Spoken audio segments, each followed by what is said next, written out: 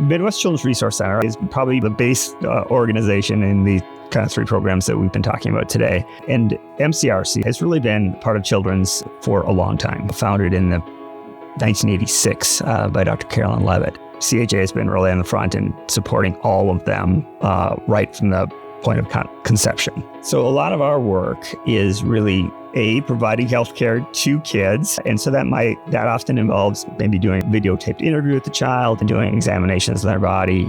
With parents, we're doing anticipatory guidance. We're thinking about other issues that might need to be dealt with that are going to require referral. But we're also coordinating with those other agencies that are involved, be that child protection, law enforcement, any of the legal professionals, to try to make sure that we're trying to minimize the trauma that child is experiencing so that they don't have to bounce from place to place to place, and we can coordinate services all in one location. If you spin back to the 1980s and even before that into the 70s, people weren't really thinking much about child maltreatment, right? We kind of had this thought that it really kind of doesn't exist. It's not really a thing. And it certainly wasn't typically thought of as a health care issue. And really, I would say that Children's was really ahead of the ball on that by having really a dedicated focus and looking at, hey, what can we do to help kids who have been victims of maltreatment?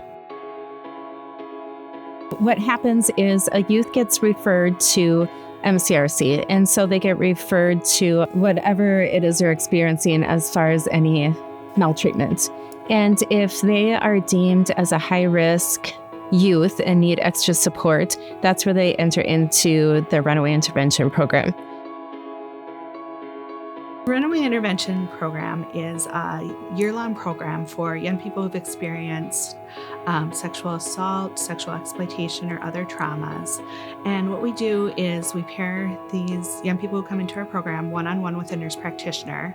And that nurse practitioner provides community-based healthcare and health education with the goal of taking a young person and ensuring they return to a healthy developmental trajectory. A lot of what youth in our program are tackling center around trauma symptoms, having a sense of safety, feeling like they can't trust people, that their pure relationships, their familial relationships, their self-esteem, their confidence. I think part of the trust part is you have an adult in your life that you have cared about and maybe even loved, and then they sexually abuse you. And so you start to really question your worldview. I think it's the knowledge that these kids or these young people need help. Like, they don't know that they need help. They push the people that care for them so much that they're no longer interested or wanting to help them. I think it's a matter of helping them become more knowledgeable about the risks. And by the time you've spent some time with these youth, even the hard ones that don't seem to hear what you're saying, you see like a light bulb click. You see a youth who hadn't responded to any of your outreach for months reach out and say, hey, Nikki, can I still come to group? And youth that have completed the 12 months who are successful and said, when I met, I wanted a baby. Now I don't want anything to do with the baby. I want to go to college and become independent, have the freedom to do things and not have my aunt or my guardian harassing me because I'm doing what I'm supposed to.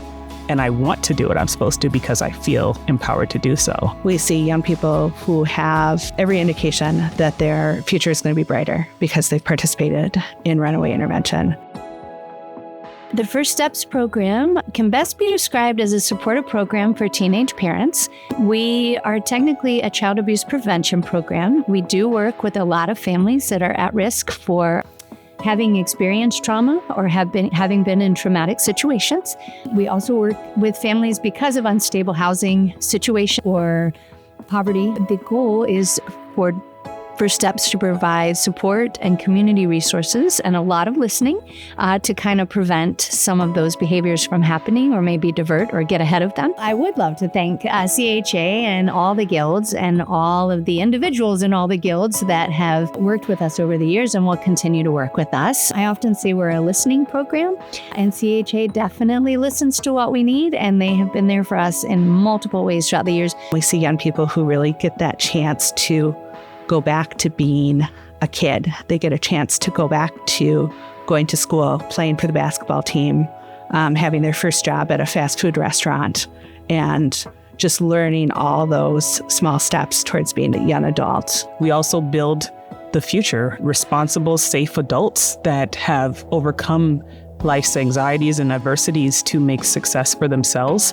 And families have told me this program is awesome. And so hearing that just helps me understand how grateful that I am. There are people out there that are willing and available to support our service. I am really grateful for CHA because of I was the first therapist in this program, and because of you guys' support, I've been able to work with and help hundreds, if not 1,000 kids over the last 13 years and doing group therapy before that. Without your support, many of those youth would have not gotten services because we're not working with youth that end up showing up in traditional therapy offices or medical clinics. So thank you so very much. I want to thank CHA. I always say that none of our programs would exist without CHA. They have stuck with us and have been a partner with us through this entire journey. Those needs don't go away, and we need that base to be able to do the work.